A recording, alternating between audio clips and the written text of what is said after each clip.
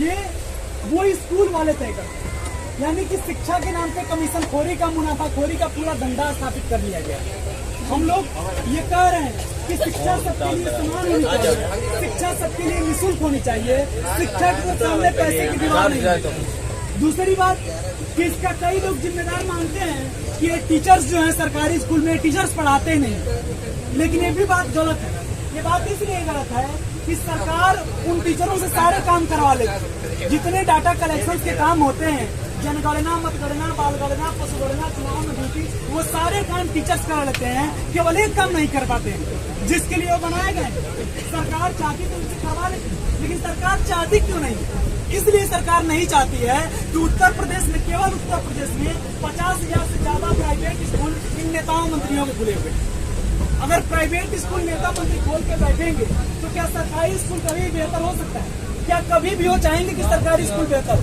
अगर सरकारी स्कूल बेहतर होता है तो वो जो प्राइवेट अपना स्कूल और अस्पताल खोल के बैठे हुए हैं, उनका अस्पताल और स्कूल बंद हो जाएगा। और यही कारण है कि पूरे देश भर में शिक्षा व्यवस्था, चिकित्सा व्यवस्था बर्बाद हुई, प्राइवेट हाथों में गई और महंगी हुई। आज जरूरत है कि इसके लिए संघर्ष किया जाए, इसके लिए मांग किया जाए कि शिक्षा सबके लिए समान होनी चाहिए, निःशुल्क होनी चाहिए। दूसरी बात, हम लोग रोजगार की उठा रहे हैं।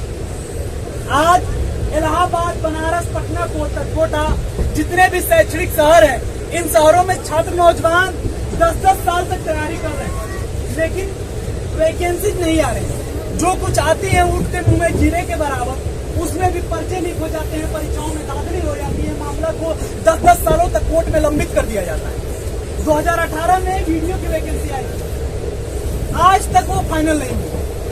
एक बार उस नौजवान के बारे में सोचिए जो 2018 में उस काम को भरा होगा और अब तक इंतजार कर रहा होगा कि कोर्ट से निर्णय आएगा कि हमारा सिलेक्शन हो गया, लेकिन वो निर्णय नहीं आता, लंबे समय तक लंबित कर दिया जाता। लेकिन एक बार सोचिए ना कि क्या हमारे देश में चुनाव को कभी 10 साल लंबित किया जा सकता है? हमारे देश में चुनाव समय से होता है, दिन फिक्स होता है किस दिन चुनाव होगा, किस दिन मतगणना होगा और किस दिन नेताजी की नियुक्ति हो जाए। यानी कि नेताजी का भविष्य सुरक्षित है और आम जो छात्र नौजवान है उसका भविष्य सुरक्षित नहीं है। किस दिन वैकेंसी होगी, किस दिन उसको नौकरी मिलेगी, ये सुनिश्चित नहीं है। नतीजा इसका ये होता है कि छात्रों नौजवानों की एक बड़ी आबादी जो है हताशा निराशा की शिकार होगी। एनसीआरबी का आंकड़ा है, एक साल के भीतर 1,24,000 छात्र नौजवान आत्महत्या कर चुके हैं। ये किन घरों के बेटे बेटियां हैं? ये अडानी, अंबानी, जिंदल, मित्तल और नेताओं मंत्रियों के बेटे बेटियां नहीं, ये आम घरों की बेटी बेटियां हैं जो एक सपना लेकर, एक स्पीड लेकर तैयारी करने के लिए आए, लेकिन वो आज हमारे बीच में नहीं।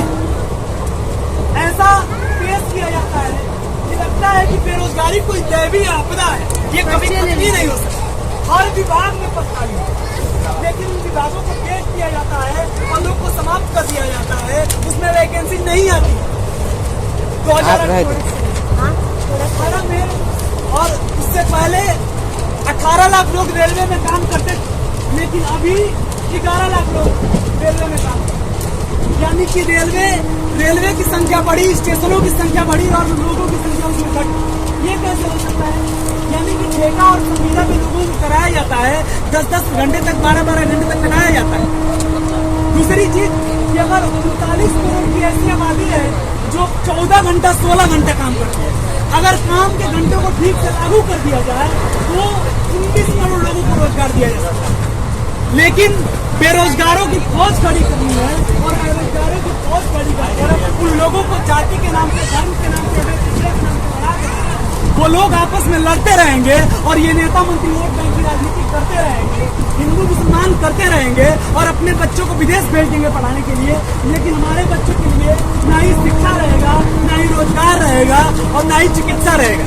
हमारे आपके लोग महंगाई से त्रस्त होंगे, भुखमरी से मरेंगे, छात्र नौजवान आत्महत्या करेंगे और जो इसके खिलाफ बोलेगा उनके एनएसए लगा दिया जाएगा, आतंकवादी बना देगा। आज जरूरत है कि छात्रों, नौजवानों, किसानों, मजदूरों, कर्मचारियों की एक बड़ी आबादी इसके लिए खड़ी हो, इसके लिए संघर्ष करे, तब बदलाव संभव हो सकता है। नहीं तो हाथ पे हाथ धरे बैठे रहेंगे तो कुछ भी संभव नहीं है। इस उम्मीद के साथ अपनी जिम्मेदारी समझते हुए आपके बीच में हुआ है। अगली जिम्मेदारी आप लोग की, आप लोग पर्चे को जरूर पढ़िएगा। पर्चों में हम लोग का नंबर, फेसबुक, इंस्टा का लिंक दिया गया है। गतिविधि देखिएगा। एक आखिरी अपील आप लोग से ये रहेगी कि हम लोग इस पूरे अभियान में लोगों से सहयोग मिलता रहे, चंदा मिलता रहे, क्योंकि हम लोग किसी नेता मंत्री का अभियान नहीं चला रहे हैं और किसी नेता मंत्री के बेटे बेटियां नहीं। हम लोग भी छात्र हैं, हम लोग भी इलाहाबाद में रहकर तैयारी करते हैं और अपना समय, अपने गले की ताकत, अपनी बौद्धिक क्षमता लगा रहे हैं इस काम के लिए। इसका पूरा खर्च अकेले नहीं होता। इसमें जो संभव हो सकता है आर्थिक तौर पर सहयोग करिए, नंबरों पर संपर्क करिए, हमारे इस अभियान से आपको जरूर जुड़िए, इस अभियान का हिस्सा आप लोग